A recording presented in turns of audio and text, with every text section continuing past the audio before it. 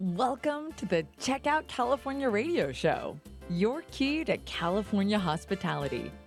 Hosted by Rad Gantos, principal of Rad Gantos and Associates, a hospitality and commercial real estate design firm, and Craig Sullivan, executive vice president of Park West GC, a hospitality and commercial real estate general contractor.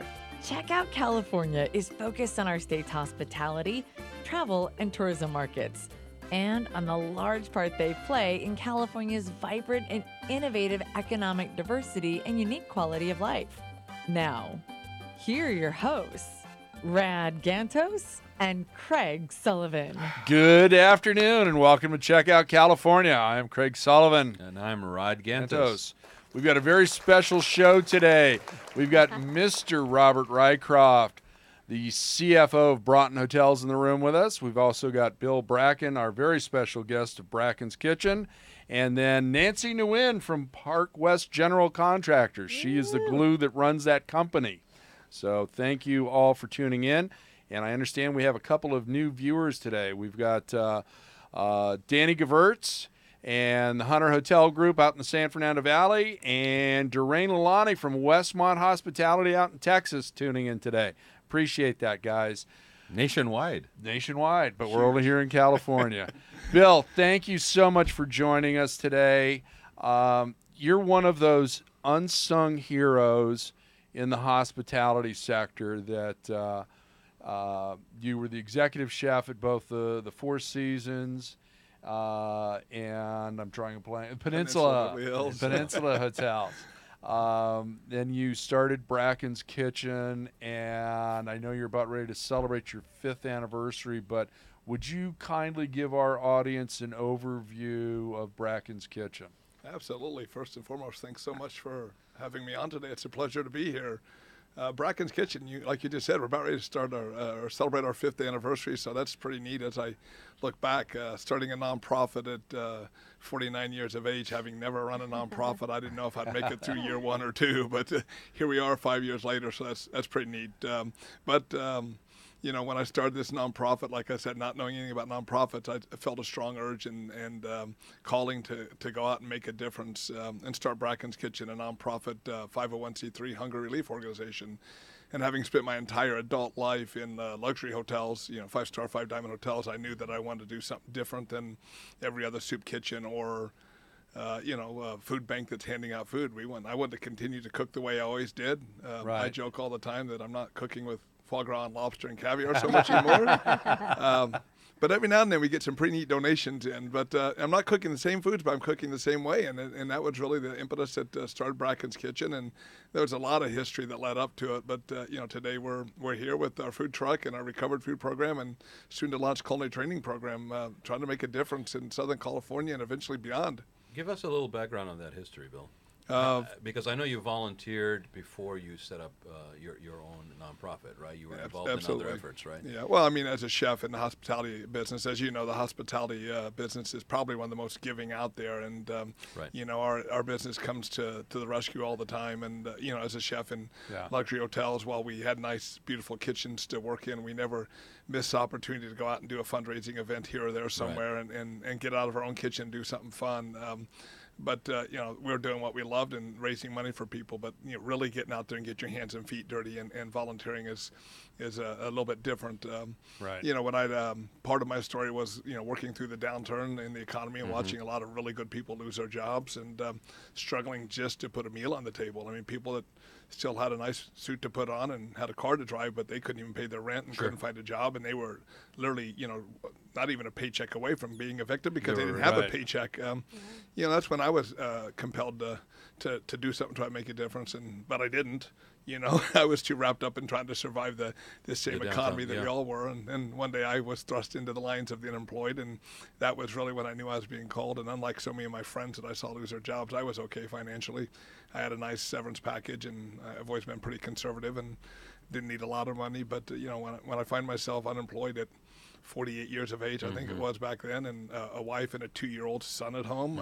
Scary. Yeah. It's scary, and but I knew it was my calling, and took me a while to really figure that out. I did a lot of volunteer work at Orange County Rescue Mission, and really did a lot of research in trying to figure out what hunger looks like in Orange County, and how do you address it, and how do you try to make a difference, and really leverage what I believe in, the power of food to make a difference in someone's life. So what does hunger look like in Orange County?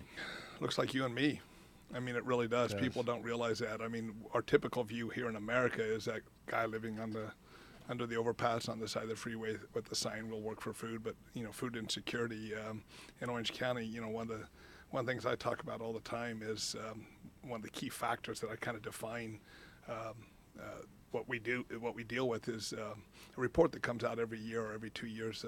The last report, the 22nd annual report on the conditions of children in Orange County, it came out with the fact that 48% of all children in Orange County are on the government subsidized free and reduced lunch plan. Called SNAP, Supplemental Nutrition Assistance. One out of two. Yeah. Just let that sink in. Yeah, I mean, an affluent community like 48%. Orange County, 49% or 48% basically are on SNAP. And you go to LA, it jumps up to 59%. I mean, so, and my kid goes to. I got an 8-year-old now. He was 2 when I lost my job, but 8 now, and he goes to school, and you don't know what kids are getting. Help, they get a meal from lunch. You don't know what family's struggling, and again, we have this typical view because we got this view of Orange County, the coast, Newport Beach. We're in South Coast Plaza here. It's a beautiful setting, and you go up Bristol about 3 miles and take a right turn on 17th Street, and you're right in the middle of it all. And it breaks my heart every time I think about these families and these kids. These aren't people living under the overpass. These are families, just the working poor struggling just to get by. And that goes back decades at this point. Misty Copeland is an example. I mean, probably this country's premier ballerina. As an early teen or just about to become a teenager, her and her mom were living in a motel here off the 405 in Orange County. Yeah. And luckily, she met a teacher, ballet teacher that took an interest, and look where she is today. Yeah. And that's part of the thing with the hospitality industry. And when Bill's got a video up on YouTube, Bracken's Kitchen. You need to see it. It's moving. It's authentic. Bill is another one of these. Again, I said this earlier, an unsung hero in this industry. Part of the DNA. See, I used it again. In our industry is to give back. We're the first ones there when there's a fire. An earthquake, a flood, any number of things.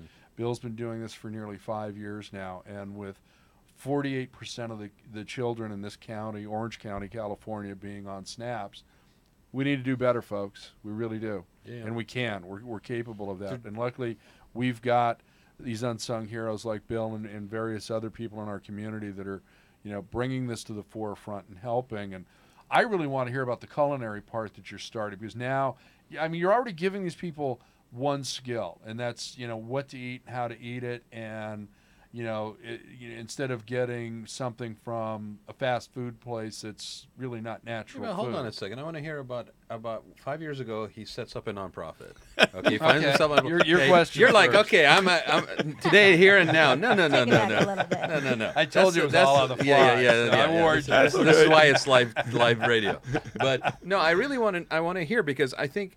What you said, which I didn't know, is that there was a personal motivation, something that you found yourself in a situation, and you chose to look outside of yourself, volunteer at the rescue mission, and then basically realize that, kind of connect the dots, your experience in culinary at a certain level, and the way that this was being provided as a service for those who are in need, that maybe there was a calling to do it differently.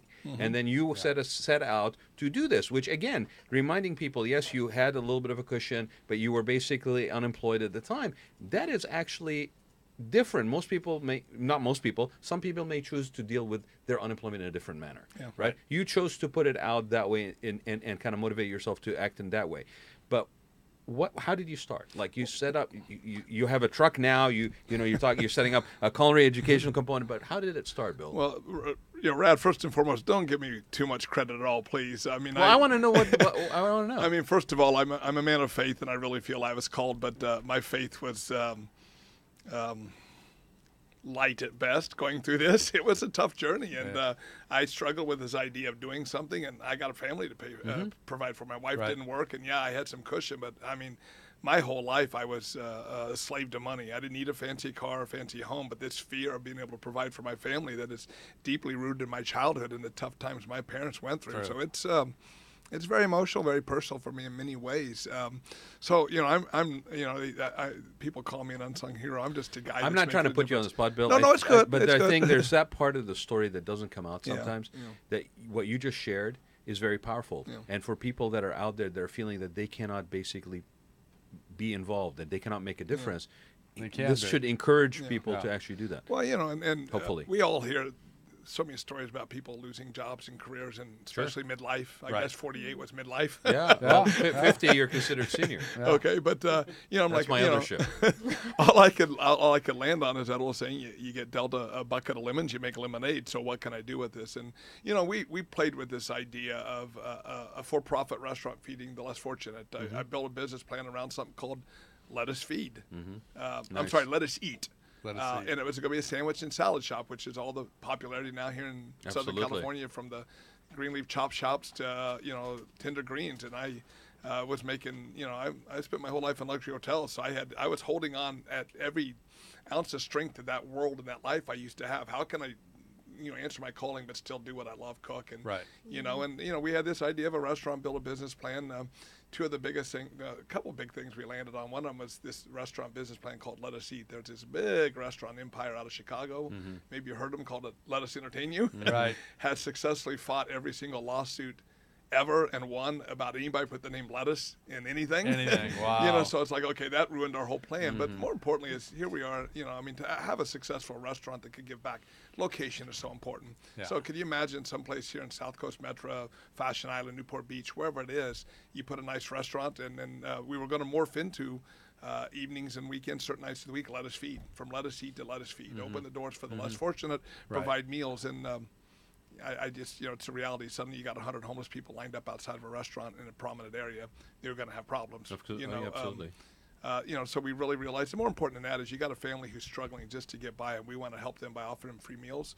And, we're going to ask them to drive across county, bus Sure. pass, car, transportation, Station. gasoline, whatever, just to get Logistics of it. there. Yeah. Any money they saved by getting a free meal from us, they just wasted getting across the county. Sure. So, and I after 25 years of having a nice office in a 5-star hotel, suddenly my office was Starbucks, and I'm sitting at the one in Fountain Valley, and a food truck goes by, and it's like ding, ding, ding, light bulbs go off. Okay, we'll bring the food to them, and we really set out 2014. We were working on our business plans and set out 2015 was going to be this big fundraising year. We're going to buy our first truck. I want a brand new, fancy, shiny one. I wanted one of those with all the bells and whistles. After all, I've been in luxury hospitality my whole life.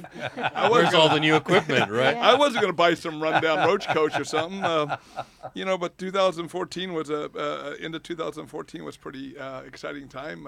Catering company in LA called Bruce's Catering. Long story with that. We don't have time to go through all that, but suddenly Bruce gave us Betsy.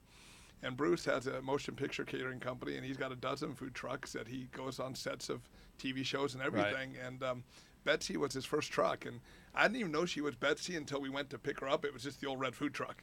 And then I never named my cars. A lot of guys name their cars. That's my right. wife has named every vehicle she's ever driven. I'm not sure I get that. But suddenly now my 8-year-old names every car in our house, so everything. See, that's just karma.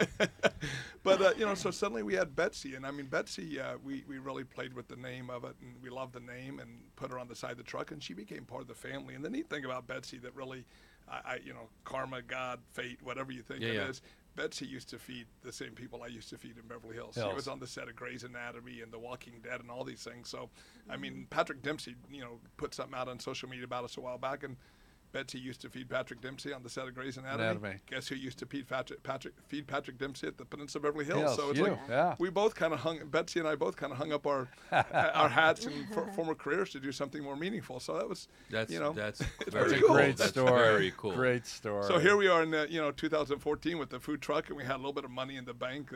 We did a nice bucket challenge before we got swamped by LS, and we had a food truck and some money. So let's start feeding people, and it's the best thing and the worst thing that ever happened, because we haven't stopped since then, and now we're playing catch up on a lot of the foundational things that we should have done. To get ready. But we're in a great place now, and we're making a difference. Part of the nonprofit experience. Yeah, absolutely. You'll learn as you go. We're going to take a break here in a bit, but so you basically are operating out of where? You just out of the food truck, or do No, you we have actually- a big commercial kitchen spot, shared kitchen in Huntington Beach. It's called Hana Kitchens, and there's a dozen or so tenants that work out of that. Kind of like here we got the cool food halls in Yeah. Southern Right. California. You got the Hood Kitchen in Costa Mesa, and you got 4th Street Market and East End Kitchen over in Santa Ana. Santa, But yep. We're a pretty big commercial kitchen. People there producing.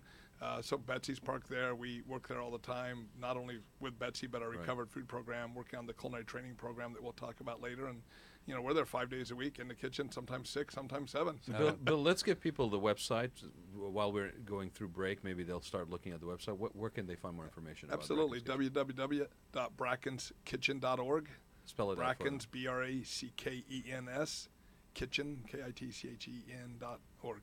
Great. So check that out while we take a break, and we'll be right back with Bill Bracken. Thank you. From Eureka to San Diego and Malibu to Bakersfield, the California Lodging Investment Conference, CLIC, is a one-of-a-kind, focusing exclusively on our Golden States hotel market.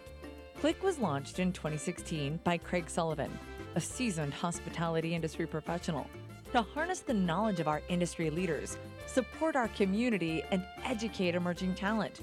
CLIC brings together lodging professionals from California and beyond for one day of learning, professional development, and networking. If you are an owner-operator, investor, broker, developer, lender, management company, brand or professional services provider, you should plan on attending CLIC 2 on March 8, 2018 at the Hilton Irvine Orange County Airport. We invite you to check out the California Lodging Investment Conference website at clickconference.com for the latest details and sponsorship opportunities. Early registration now open, and as a listener of the Checkout California radio show, please make sure to use our exclusive discount code of CheckoutCA when registering for this one-of-a-kind California hospitality event that sold out in its very first year. Okay, we're back with Bill Bracken from Bracken's Kitchen. I am Rod Gantus, and my co-host here Craig Sullivan. had a question for Bill. Bill, would you fill us in on your culinary school that you're developing at Bracken's Kitchen, please? Absolutely. We talk a lot about the power of food and the ability to truly connect people. I share this often. We all sitting in this room, and everyone share two of the most basic human needs for survival, especially here in Southern California with the weather. Those two basic needs are the need to breathe and the need to eat. The problem is air is free and food is not. And I for years, and coming back to this luxury hotel world, and I came to this opinion that there's nothing in this world that's more opinionated than food. Nothing evokes more passion and emotion in a person.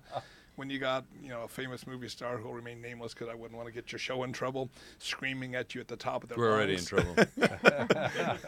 Well, then when you got Rambo screaming at you at the top of your lungs because his oatmeal was made with water instead of whole milk, it's like, dude, it's just food. I don't get it. But that's really the power that food has on someone. And we realized, how we can connect with people on a really personal level with what we do.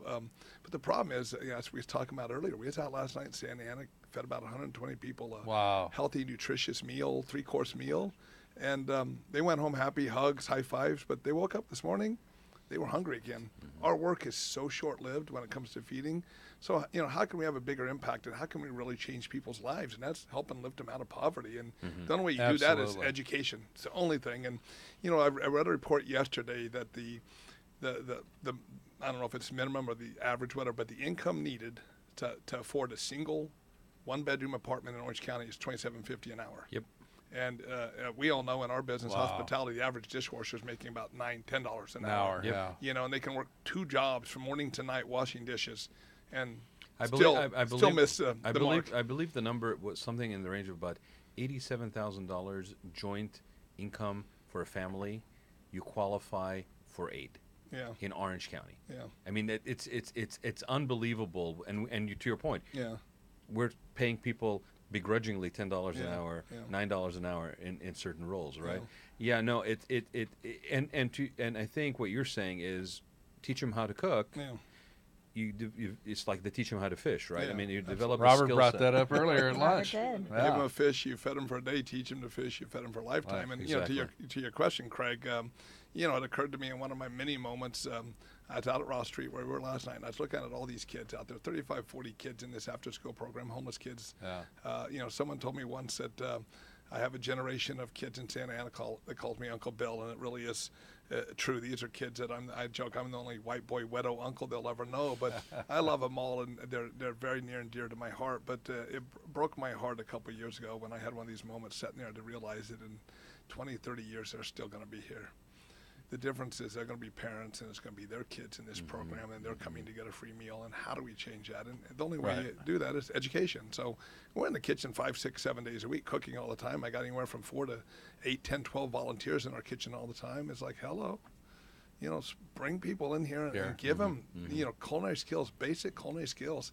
Let's not send out dishwashers at $9 an hour. Let's get a cook at $15, $16 an hour and start them on a path. The bare minimum is we give them life skills of how to take leftovers or this or that, and how to create a healthy, nutritious meal. Is this a program you already have, or you're rolling out? We've played with it. We've had some pilots, a couple people in. Right now, we're talking to some other, pretty well-known and successful nonprofits here that do a lot of, workforce training. How do we really make this happen? I've been utterly shocked, and it's a learning process in the nonprofit world. Some of the challenges, but there's people want a cooking school and a class and a curriculum. And I'm saying no.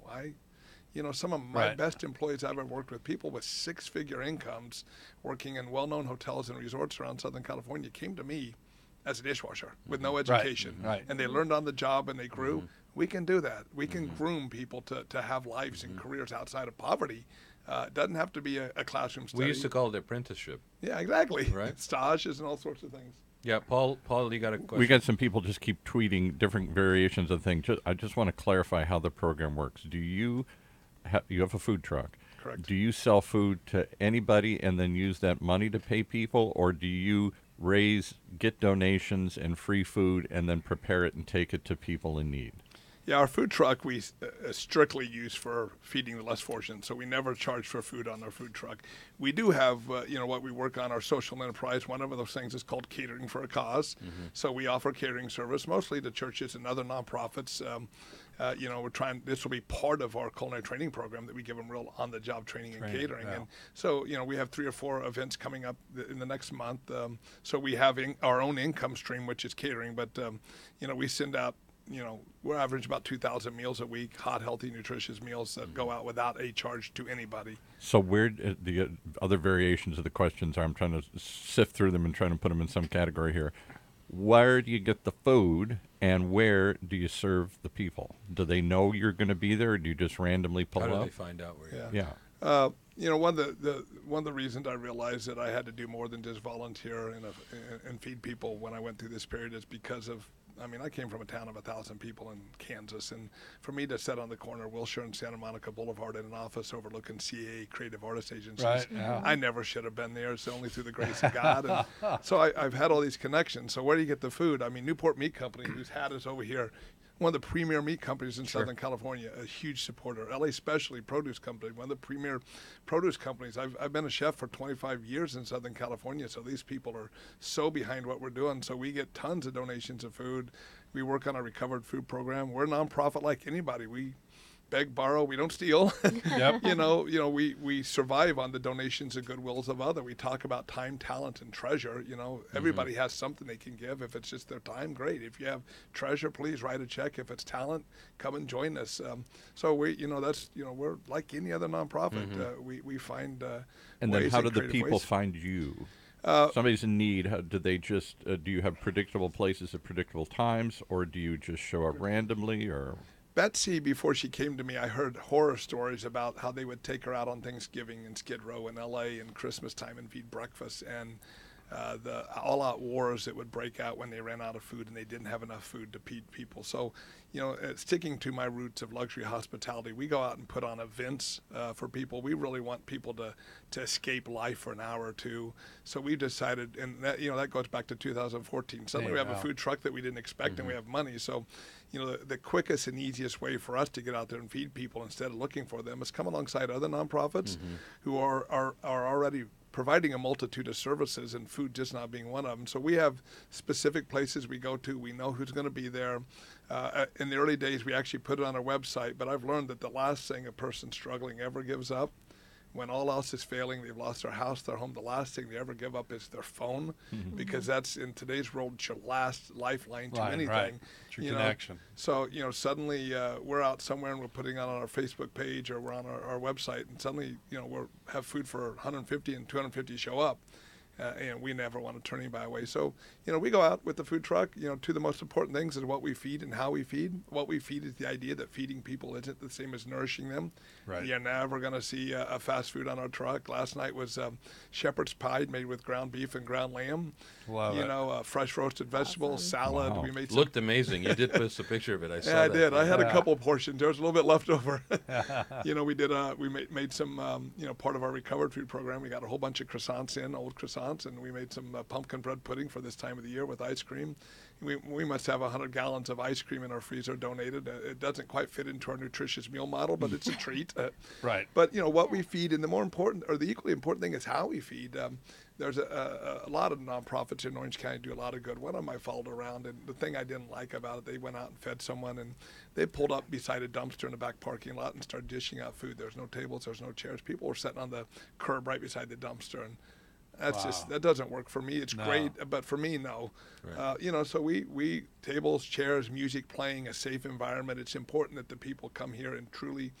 I mean, we all know that part of the appreciation of a great meal is the environment you're in, the people Absolutely. you're with. I mean, I had one of the best, the only time I've ever been to the French Laundry after years of dreaming I have Thomas Keller's food was someone that I didn't really want to have dinner with, and I'm pretty sure that had a pretty big impact on how you did. I walked away from that. I wasn't quite as blown away as I would have liked to be, and I know it's not Thomas's food. Yeah. I know it's the company I was with. So that's really part of enjoying a good meal is all that other thing. It's the company. Yeah. It's the so- atmosphere. It absolutely So it's is. important. That's how we do that.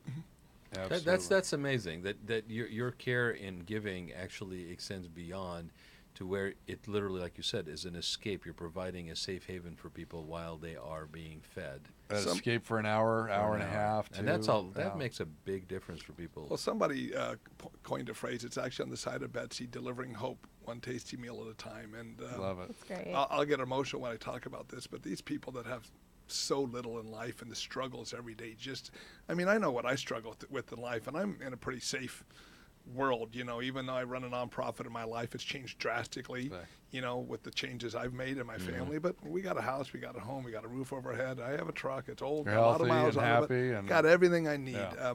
What these people go through every day just to survive, and if we can give them an hour to just to have a meal and escape and enjoy themselves, we put games out for the kids to play and just forget about life. I mean, it's powerful. And, you talked about the video. There's a part in there that, I didn't realize quite how powerful it would come out. But, I mean, we don't go out and hand somebody a peanut butter and jelly sandwich in a brown bag. We're not giving them some leftovers from, the grocery store or whatever. We're giving them hot, Robert's healthy company meals. does that And- every Wednesday. They do underprivileged lunches, peanut butter and jelly sandwiches for lunches at a school here in Orange County. And that is absolutely Yeah. fabulous. But Absolutely. we try to tell people we love them by the food Yeah. that we prepare for them. And, I got a little kid out there. His name is Carlos.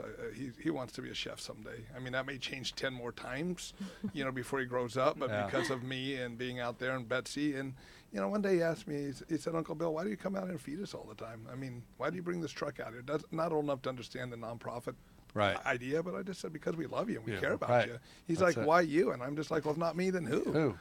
So, and Yeah. it's powerful stuff. And I mean, it's done more for me than I do for them. So, Well, and you're instilling that spirit of giving and by example. I mean, that's a message right there that you're also passing on. well, and I'd hope my kids will see that and I'll have an impact. And I've realized along the way, it's not what I set out to do, but I've realized there's a story in what I'm doing. And if I can, somehow encourage or motivate or, whatever, someone else to do something something. more. I mean, the world Absolutely. needs more, a little less hate and a whole lot more love. That's exactly right. Somebody told me a couple of weeks ago, the term was invest in emotion.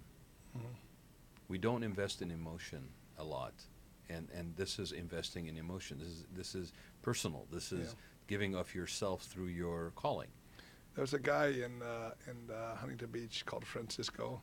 Francisco's automotive, and he does all the work on Betsy for free and everything. And, he says it all the time. He goes, I'm a selfish old man. Funny. I mean, Francisco looks like he needs help the way. I'm sorry, Francisco. I love you if you happen to hear this. But, I mean, he gives so much back, and he's got a successful automotive company, and the profits he could be making, the vacations he could be taking, and the fancy cars he could be driving, but he chooses, to live a very modest life, to use his success for others. And he says, I do it for very selfish reasons. I mean, he's not a selfish man at all, but that's what he says. I'm selfish. I do it for me because it makes me feel good. And I'm more complete and full inside than I ever have been. And, loved my previous career in cooking for the Kobe Bryants of the world and all those famous movie stars and presidents I've met. Truly blessed, but that didn't fill me up quite the way those kids. It's a different kind of reward, isn't it? Yeah. It's so deep and rewarding. There's no words to describe the completeness inside that I'm really having an impact on that little kid's life. We have to reward your other guest here. People keep asking on YouTube, who's the other guest here? You introduced her, and she hasn't said one word the whole show here. That's Nancy Nguyen. It's me. Well, you're obviously doing such an amazing thing for our community, and I think that we've talked about kind of sometimes the disconnect between, feeding people and providing food versus also having a full experience and really being involved. And what can people listening do to get involved and really kind of find that bridge between that disconnect between just kind of making a donation versus also coming out and really seeing and experiencing and really getting a feel for how everything is going? Well, it's interesting that you use the word experience 2 or 3 times there. We're all have been or in the hospitality business. It's all about experience. Exactly. It's what we sell. And it's in our DNA. It's everything. And again, that's so important. It is. Do not announce what DNA. I'm sorry. But there. so for me, it's it was really about experience, and part of again that was very selfish. I was trying to hold on to this previous life of mine. I mean, you drive into a 5-star hotel every day. It's a little different than driving around in a food truck in the poor neighborhoods. But so I was really trying, and it worked out well. The experience we tried to deliver, but people are afraid. I mean. They worry about homeless people. I got a funny story, and I don't know time-wise it's okay. Plenty of time. We can go long. We're good. Part of that's my faith. Part of what I set out to do was very specific. I didn't want to deal with people living on the street. And I don't mean to sound mean, but I'm being very honest. I didn't want to deal with the stinky, homeless, alcoholic, drug addict. I wanted to feed the working poor. And as I look back now, I knew, I sold myself a bill of goods that these are the people we want to help. And, we were focused on people living on the economic cliff that had to choose between food and other life necessities on a regular basis. And I sold myself that was our business plan and everything. But the reality was deep inside, I wanted to avoid that. I really did. And I kept being pulled toward that. And every Tuesday night, 2.5, almost 3 years now, we've been going to this after-school program in Santa Ana. And I got to the point where I'd swing by the Civic Center. And much has changed there, if you know the Civic Center and the homeless situation. Much has changed there in the work they've done over the last year. But I had a dozen people, James, John, Ruby, Toma, these people that lived, they didn't want to be in the middle of this mass that was the Civic Center. Right. They were on the outside. So it made it easy for me. I could kind of feed some of them, but not too many of them. And I pulled up Betsy on Flower Street, just south of Civic Center, and I got out and fed them and gave them a packaged meal. Here you go. Kind of went against everything that I said I was trying to do with experience, but I was helping them. It was safe, Yeah, right? yeah. You had a boundary. Well, it was real safe for me, absolutely. And I was there one night. You can find this probably on my Facebook page, us singing. I went there one night and I handed their food out. And Ruby was the only woman living there, 58-year-old African-American woman with a bunch of guys living here. I mean, it's just a very unique setup. And I mean, every time I was there, I was like, culturally shocked a little bit more. But I had enough food, and I'm like, time to get out of here. How quick can I get on Betsy? Guys, take care. Good to see you. Have a nice day. Enjoy your meal. Bye. And Betsy's like, excuse me, Mr. Bill. I'm like, yeah, can I get one more thing from you? I'm like, sure, what do you need? I'm thinking she needs some forks, some napkins, some glasses. Do you want some water? Can I get a hug? She asked me. There goes that boundary. There goes yeah. that barrier. I'm just like, a hug. Sure. I gave her a hug. Change for life. And the next guy wanted a hug, and the next guy wanted a hug, and suddenly I hugged all of them. I went and got Betsy, and I'm like, I got to get out of there. And normally I'd be running to the back of Betsy and get the sanitizing solution, but I couldn't leave. I just felt that these people just need someone to know that someone Needed cares. a connection. It's real. It's a real connection. Yeah, and I went back out. I don't know why I grabbed my selfie stick, because I'm not a selfie stick kind of guy at all. But it was a gift, something, I don't know. It was in Betsy, and I went out there and put my camera on, and I sat there. John is an amazing singer, and please, if anybody wants to really understand that, find me on Facebook. I'm all public. I don't hide anything. And find this video of me sitting there and singing Ruby Tuesday to Ruby. and you'll see Tom over there with his mouth full of food and yelling, and I mean, but my God, I mean, these are people like you and I, and someone once told me that we're all guilty of making the same poor decisions and mistakes in life. We all do that. We all do dumb things. Yep. Problem is, some of us just pay more dearly for them. Absolutely. And these people, I haven't met a person yet that said, you know what, when I was 18, I decided I wanted to be homeless and be a drug addict or alcoholic and throw my life away. Nobody's ever made that decision. Yeah, and it's just like a series of life things put us in that place. And I mean, that's powerful, Nancy, when you talk about, how you can connect and help and make a difference. And but sometimes it takes some work to get past the fear and everything. And I had a lot of them.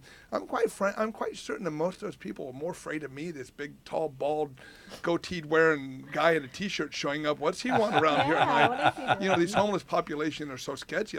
They were mostly more afraid of me than I was them. But yet. It changed me, and I'm not afraid. I shouldn't say I'm not afraid. I have my moments, but I'll talk to anybody. And what's their story? Everybody, right? I mean, everybody has a story. Absolutely. Yeah, it hurts. It hurts my heart when we, in an affluent community, basically lose the connection with the fact that these are human beings. Yeah. That they all have, like to your point, have a story. And we basically distance ourselves, and it's through, we're just doing a donate money from afar kind of thing, and there's nothing wrong with that per se, but yes, there's a humanity to this, and we're all a step away. I mean, there's so many people that are literally, like you said, on that edge, right? And some of us just pay a bigger price, and we should always be our brother and sister's keeper, I think. Yeah. Well, and Rod, we're obviously. We are in Orange County, and I drove to Beverly Hills for 10 of the 12 years I worked at the Peninsula, and I got on the 405. I went to work. I ended up in Beverly Hills, and it's Beverly Hills. I come home. I live in Huntington Beach area. You're in a pod to a pod. Yeah, exactly. So you sanitize from everything in between. And it happens. And Orange County has these two completely different sides. And I never. It wasn't in my DNA to turn a blind eye to people or to ignore them or not realize how bad it was. But your life just kind of.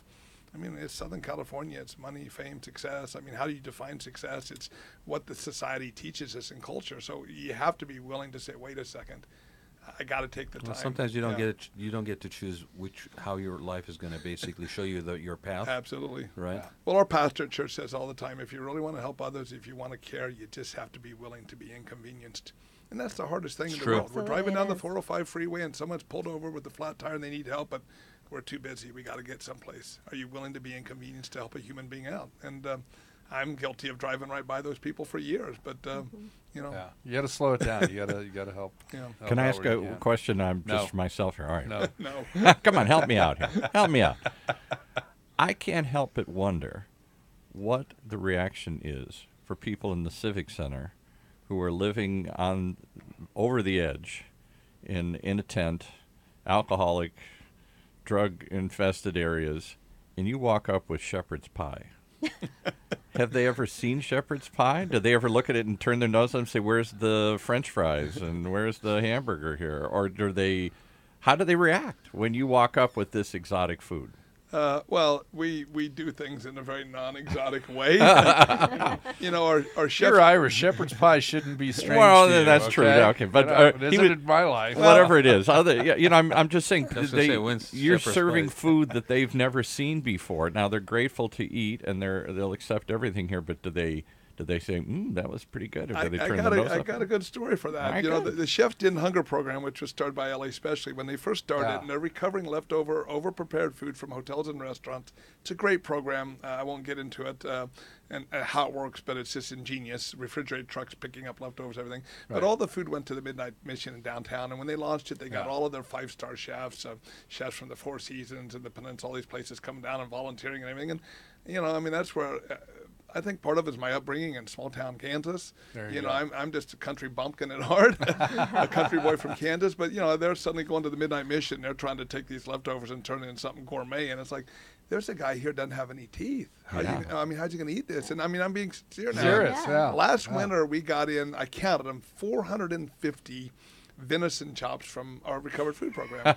And I picture, probably my old hotel or someplace like that. Someone with a lot of money is putting on their holiday party. And let's do something fancy this year. And let's do venison chops. Well, nobody eats venison, man. I mean, and so we got all these leftovers. And, a typical chef maybe at the Midnight Mission say, I'm going to heat these up and I'm going to make some fancy sauce and put on it. And no one's going to eat them. We cut them off the bone, we diced it up, we made a beautiful stew out of it, and I knew that if we called it venison stew, people might be turned off. Right. It was hunter stew. There you go. Hunter stew. And everybody loved it. I remember we love served it. this at Ross Street. I remember everybody going crazy. What was in it? What's hunter stew? It's meat. What kind of meat? Carne. What do you need to know? I mean, they're bugging me. It's like, did you like it? Yeah. And I mean, same thing I do with my 8-year-old. He eats something afterwards. Did you know you just ate beans, Luke?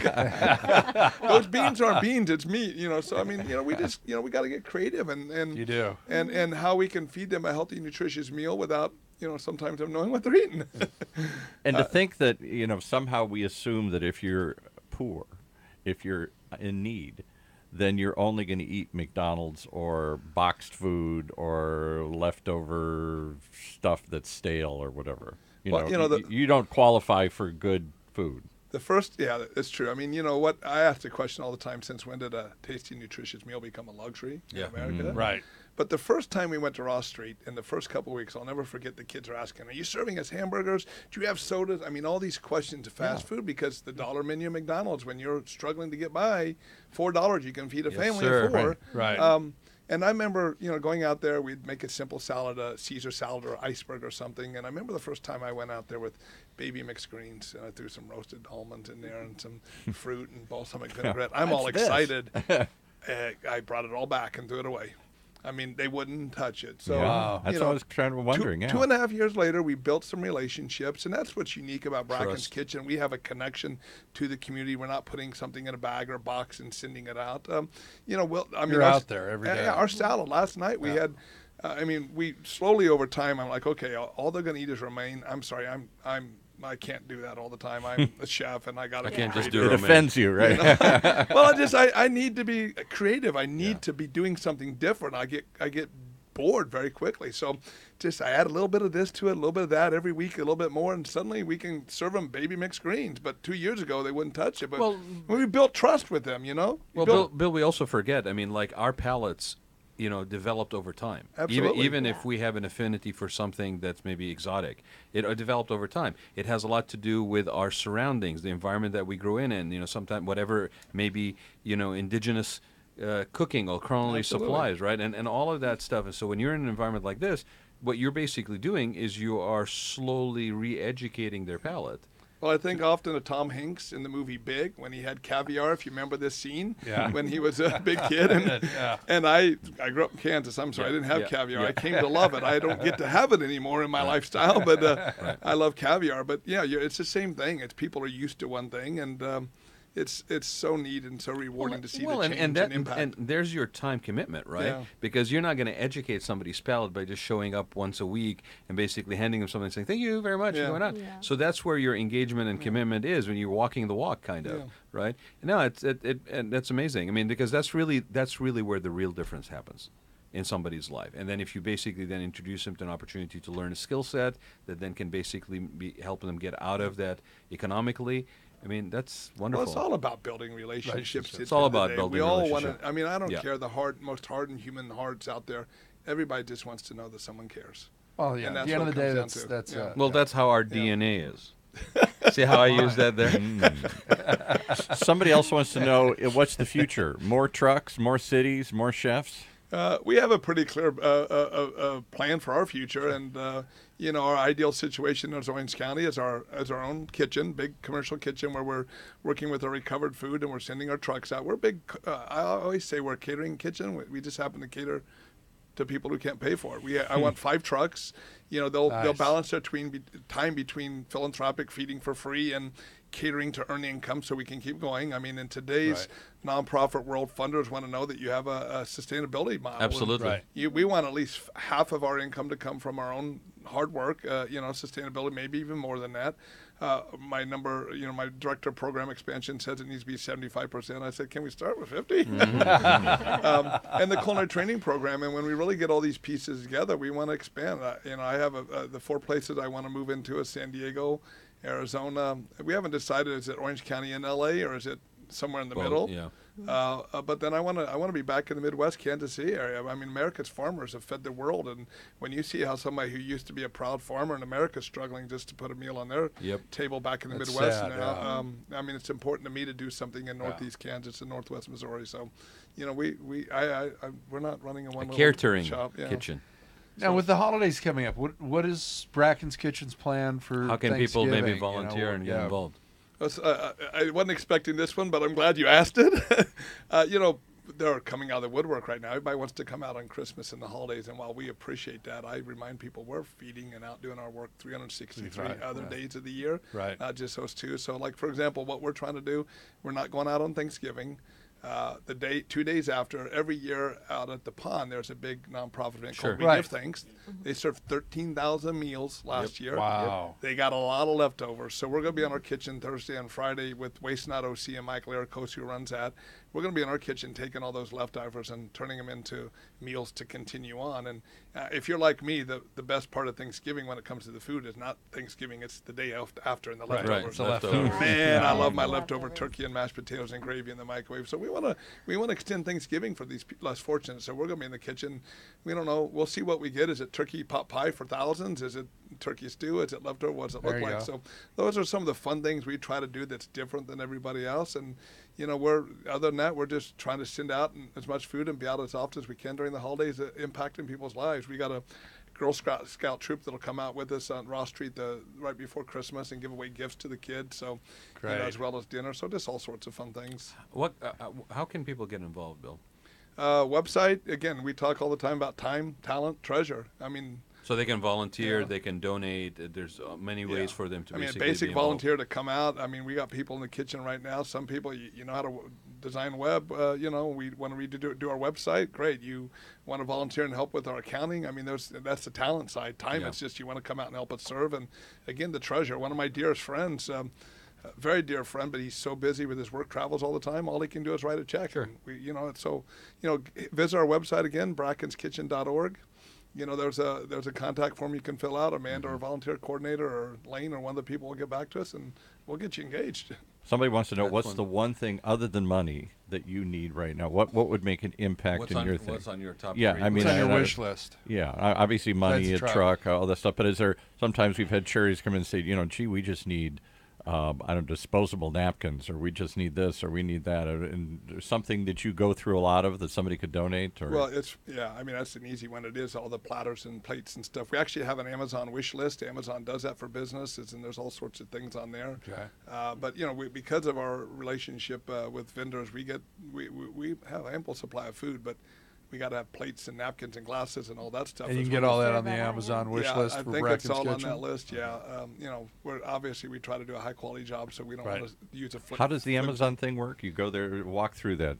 Amazon Business has a website, and nonprofits can set up their wish list, so I've only worked on the back side of it, so now I'm on the spot here. But I would assume if you went on Amazon Business or Amazon.com and searched for Bracken's Kitchen. And there's a list of things that you need, and somebody can buy them and donate them. Is that the idea? Yeah, we try to keep a wish list all the time. Actually, I believe because we hired 2 new people, there's some computer IT things that we need, but plates, all the normal plates and glasses and stuff we use. I mean, lights. We hang lights out when it's nice. Any of you IT directors, you're replacing equipment, scrub those old notebooks and computers and get them over to Bill. They can use them, okay? Bill, I wanted to make a donation to the kitchen Wasn't today. expecting that either. So, no, you weren't. And you're full of surprises. I am. It's luck of the Irish. Trying to pack our lunch to go because. So how did you hear about this, Craig? I mean, you obviously feel Robert Rycroft, my good friend, and was telling me about Bill, and you know, we haven't seen Robert because he's hiding in the corner. He refuses to be seen. Hi, Robert. Here he comes. There he is. CFO, Broughton Hotels.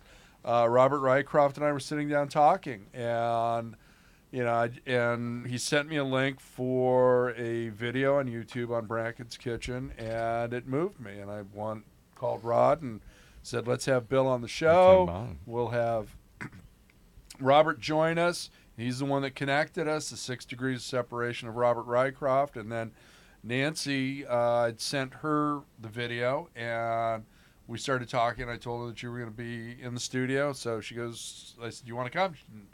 And you Yes, can let but her not out of her mouth Absolutely. and talk. fast enough. We have never Absolutely. packed so many people in here. They kept saying we had to turn people away. Everybody wanted to meet you and come down and do this here. Yeah, We're just and, excited about this. You know, Well, yeah. because there aren't many charities that make a one-to-one connection, and they do great work. You can donate to pick any of Right. your favorite diseases or whatever here, and it's Yeah. needy and everything else. But I put money into a pool. I never see any result from it. Right. I think more and more people are looking for something. I put $1 in. I see something. It touches somebody.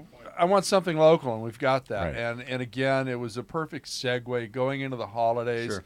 We've got somebody from our collective hospitality world that is making a difference. And I've always maintained that, you know, the hospitality sector is the most giving out of any commercial group out there. You know, California's on fire. We're giving people rooms. Okay, we're putting the firefighters up. You know, we're Feeding them, doing feeding everything, them. We're absolutely. Yeah, right. everything. You know, it's and I don't think that story gets out because I don't hear it that story a doesn't. lot. You know, Not unfortunately, that, it doesn't. not that they're doing it to get the story out, Yeah. but I don't Well, you know, hear and, that. and right. it needs to get It out. needs to get It out, needs to get yeah. out because we're also dealing Film with, at 11. We're also dealing with something, and I can't speak to other counties, although I'm pretty sure it's repetitive in other counties. Okay, we're dealing with something where this distancing, especially when it comes to the issue of homelessness, it comes to the issue of people in need Yeah. that are living on the street, that there's sort of a little bit of an lack of empathy Yes. that I'm seeing boil up. There's a language that's starting to stir about basically almost ostracizing these people. I mean, there's language coming from the supervisors in Orange County. There's language coming from certain cities. You know that United there's sort Way of is tackling there's sort it, of others sort of a from other groups, disposed. yeah. But there's part of the language that's positive, and there's a part of it that's almost dismissive. That's almost like marginalizing. Well, and that at the started end of- last year. Yeah, and well. We're regardless. Okay, I'm not going down that path for either one of you, right? but regardless, what it is, it makes it even more important that we put out stories like this. Well, you guys, I don't want to turn this to anything remotely political at all, but Thank you. It all, I never do. It all, I will. It's not in your DNA. but it all starts with the value of human Part of life. being Irish. Yes. You know, if we don't value human life, each other, you know, that guy living on the street, he has as much a right and a value and Absolutely. intrinsic value to Sometimes live more, yeah. than as Yeah. I do. So it's only. But you know what? to be embraced, and Bill, I'm not Bill, there. Bill, I'll share a perfect story with you just because, and it's relevant to, and I'll say it, San Clemente. Okay, we have this conversation taking place, and these days with social media being what way it is, these conversations can go off the deep end really quick, and it becomes Nasty. a mass mob kind of approach. There was a discussion going on. One person basically posts a picture of a particular person. Okay, this homeless person, da da da. If you see him, and it's like it starts off like that, and everybody's jumping on that bandwagon. About 2 hours into this conversation string, okay, somebody says, "Oh, I know this guy. That's Adam, and he went to high school with me, and he's a local." All of a sudden, this wasn't a transported, dropped off by some other city's police department. Wasn't one into of San Clemente. them. This Yeah. is one of Yeah. us. Yeah, Yeah. yeah. Boy, did that change the whole conversation. But the sad thing is, they're all one of us. Yeah. Absolutely, We're tied every to single one each of and them. every one. But the of point us. I was to make. Sorry, we, it just gets me kind of riled up a little I bit. don't blame It you. should. Absolutely. we had someone Should. from United So Way in it's in here your DNA. It It's makes you my human. DNA is riled up all the time. a couple years ago. We had somebody From from wandered around out in the desert Wow. for generations. A couple years ago, I had somebody from United Way. They've tackled. They want to cut it in half. That's one of their programs to try and literally cut homelessness in half. I believe here in Orange County. No. And they gave the shocking numbers. I don't remember them, but they're shocking figures of how many homeless or near homeless there are in this county, this affluent county here. And I foolishly said to them on air, "Where are they?" And they looked at me and they said, "They're everywhere. You're just driving around them. You choose not to see them because we don't live in an urbanized place where we're all on top of each other. They're down in the drain. They're down in the flood Yeah, it's not control Skid Row in area. downtown L.A. It's not Santa Ana. I Oh, it's not choose San not. I just Francisco, drive New York, around where those you're right areas. on I top miss, of and them. so I get the illusion that there is no homelessness here because I don't see it everywhere. I'm not confronted Well, by it. it goes far beyond the homelessness. It's the people and the children that Bill's taking care of that are right Motel there at that families edge. everywhere. Yes, Yeah. we had Bruno Cerati on, who's course, famous yeah. for feeding hotel kids out of his former restaurant in Anaheim, and he, I think it was the White House or White whatever. House, it was. And he talked about how kids just started showing up at the back door, and he fed a few, and then there were 10, and there were 100, and there were 1,000. And he said, "I didn't know how to stop, and I didn't know if I could afford to do this, but how could you stop?" And he You didn't can't. realize how many Right. kids. These aren't homeless kids, but they're near homeless. They're living in motels, Right. and their parents are drug addicts or prostitutes or something or ask, date or ask, something. ask any teacher, okay, in the public school system, and they will tell you that majority of kids, I mean, maybe I would assume even Orange County in certain cities, right? But majority of kids that go to the school are hungry. That meal that they have in the school is the only meal they're having. Bill may be the only one providing them with Yes, that meal. exactly. Well, and I mean, going back to the homeless issue, I'm one of those guys who, like I told you, I didn't want anything to do with that group and that population of Yeah. people. And at the end of the day, and there was something one of the supervisors suggested. It was in the newspaper recently, went all over Facebook. 3 parcels of land that the county owns to put up temporary housing tents, something like you do in emergency situations. Yep, just very recent. And get them there. And one of them was right next to my church, and I was saddened and shocked by some of the comments that were out there. Not in my neighborhood. Exactly. Put them somewhere else. And Not in my let me backyard. finish this thought. I mean, it literally hurt my heart. I mean, it's just like these are people I know, and but the reality is, and I got to put my emotions on the side and kind of come down a couple notches with my arrogance because I'm feeding them. But that was me 5 years ago, that because I didn't know these people and I've got to know them. And at the end of the day, I always will look for the best in humanity and people that have this problem with homelessness is all rooted in fear. Yeah. They're The afraid. unknown. Absolutely. Yeah, no one. I mean, no But we one. live in a society where we've it's all about the other, and we're Yeah. afraid of we've gone back to this Yeah. tribalism. We're Yeah, afraid exactly. of the others. So it's this fear that drives people. And I mean, you pass somebody outside the liquor store, buy him a, or 7-Eleven or whatever, is buy him a sandwich, hand it to him, talk to him, say hi. Yeah. I mean, there's not a whole lot of risk on a corner somewhere, and just get to know someone who's homeless. Get to know someone and hear their story. I told you earlier the story of David, whose mother died of kidney failure, and she wouldn't take her son's kidney. Yeah. She wouldn't let him donate it, and that sent him down a spiral path. He's living on the streets now because he couldn't deal with the death of his mother. These stories are amazing. They're no different than you and I. But Can I ask And you you one wouldn't thing? know if you didn't ask. yeah, exactly. What You a got to take story the is. time. Can I ask Good you one point, thing? If not for the grace of God. Could you run for president next time? No, we won't go there. All Somebody right. needs to. There we go. He did turn Finally. the corner. Finally, we got it. All right. Well, in 4 years, somebody will need to again, right? yeah. 3 years. Okay. I'm a citizen. I was born here. I'll do it. I'm not a schmuck. I'll put country first, and we're going to take care of everybody. That's the key. So- That's you know? Craig Sullivan, and he endorses the message. Yeah, I do endorse that message. So. No, that's Well, and I was thanks for sharing so personally Yes. too, Yes. Bill, because I think that's really what some people need to hear. I was in Austin over the weekend for a wedding for a friend of mine, and the guy that she was marrying, I met a couple of times, didn't really know anything about him, right? It was a very personal kind of wedding. It was small. They got married under a big oversized tree that looked like it had a swing on it at one point. It was just very Cool. very cool. Then the speeches or people were talking about it, and somebody was basically talking about him and her and all this stuff. You know what's interesting? They set up a whole bunch of stuff about him, right? The thing that resonated with me the most is when somebody basically said, they have seen him many times basically stop and buy somebody a sandwich and give it to somebody. Something. Yeah. There's just to stop and care about another human being Kindness. in Yeah. passing in your daily life, right? The Good Samaritan. And it's amazing. And I don't know the guy, Yeah. but I know my friend, and I'm thinking, she got a real steal with this guy. I mean, a real good guy there, and we need more of those stories. We need to tell people it's okay to step out of your comfort zone. Yeah. You're a perfect example of it. Yes, No, exactly. you won't regret it. I can promise you that. I mean, I put a post on Facebook the other day. It's like, man, I mean, take the chance. It'll change your life forever. I mean, I shared this with For you the better. earlier. And it It's could like, change their lives. yeah, Yeah. I Could mean, change their life, I- too. Good point, I- Nancy. Well, you've my changed life- our lives. Give us the website again. We got to wrap up. Dub, we're supposed to say, brackenskitchen.com or .org. Either one of them takes And you to spell the same Bracken place. just for everybody's clear. BRACKENS, kitchen.org. Bracken'sKitchen.org. And look out for the big red truck with the word Betsy. Betsy, name Betsy. Betsy on the Get side. out of Betsy's way when she's coming through. Wave at her when you see her going by. Yeah. Absolutely. She'll honk you at go. you. If you want to get a hold of Robert Rycroft, you can reach him at Broughton Hotels, and that's broughtonhotels.com. And thank you, Robert Nancy? and Broughton, for your support. Yes. Nancy, how do people get hold of you? Park West. I am with Park West General Contractors. You can get a hold of me at What's the website? parkwestgc.com. And Greg? You can get a hold of me at Craig at CLI conference for the California Lodging Investment Conference.com. Or you can reach me at parkwestgc.com as well. When's that conference coming up? That is coming up March 8th.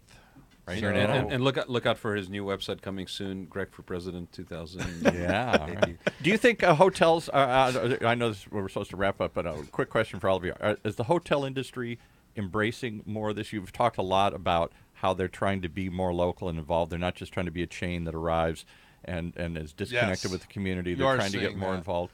Robert can comment on that if he chooses to, because their Robert. hotels do a lot of charity. You know, I mean, is this a trend? Are we moving? The tech industry Not a has- trend; it's part of it. It's always part been of our there. DNA. Yeah, It's always been I there. don't know that the big change did or didn't do that, but it seems like as you talk about being more involved in the community, it seems like there's an opportunity for local hotels and hospitality to do that. Maybe they're already. So You know, You we gotta as get right up here. We as a company do it, but honestly, a lot of hotel companies are out there doing it. Every time it gets mentioned, somebody else is, jumping on board and getting involved. So, So it's growing. Like Craig said, he goes, it's the hospitality, and we give, and we give to the homeless and anybody that'll take it. So. okay, all right. Well, thanks for giving of your time to come down here today and tell us this story here. All right, Thanks, final thoughts. thanks Go- everybody for Final being thoughts, here. Yeah. everybody. Thank you for being here very much. My co-host, we missed the show because I was at the Arizona Lodging Conference, so we need to do a makeup show and maybe recap the year. And That's that'd be a great idea. So it's always a look pleasure back to at be the in the year. room. We And- actually were up in Concord. Was it last week? yeah, last week for the CLIA conference. At the CLIA conference, and there was a lot of interest in the show. I think a lot of people are just by nature of human beings, are looking for a way to be involved and engage and give of themselves beyond just the 9 to 5 sort of how you describe yourself. And I think that is a trend that I'm really happy to see just in general with people, is that I want to be more than just what I do for a living. How else can I help? How else can I give my neighborhood? And so again, check out brackenskitchen.org or .com. .org. And check out all the exciting stuff that they're doing, because I guarantee you, whether it's Bill's organization or any other nonprofit, the reward that you will get from volunteering and taking part in something like this will be different from any other kind of Priceless. monetary reward you get, and it will change your life. Absolutely. All right, time's Thanks up. for being here, Bill. Thanks, Thank Bill. you. Thank you, guys. everyone. Thanks. Thank you for being our guest today on Check Out California. We look forward to having you as a guest with us again in 2 weeks. Until then, you can always reach us through our Check Out California Facebook page or by emailing us at checkoutcalifornia@gmail.com. We love hearing from you. So do let us know what you think of the show and what areas of interest you'd like to see us cover in the future. Your feedback is very important to us as we continue to bring you the best hospitality our Golden State has to offer. Until next time, may all your days be filled with sunsets and palm trees. Now, go experience and check out California. When you use the Premier Rewards Gold Card from American Express, the rewards points can keep on multiplying. Buy 3 with triple points on airfare. Buy 2 with double points on gas and groceries. And a single point for pretty much every other dollar you spend on the card. Then, start choosing from over 1 million rewards to redeem all those points. Apply today and the annual fee for the first year is on us. Call 1-800-AXP-GOLD or visit axpgold.com. The annual fee for the card is $175. See terms, conditions, and restrictions at AXP.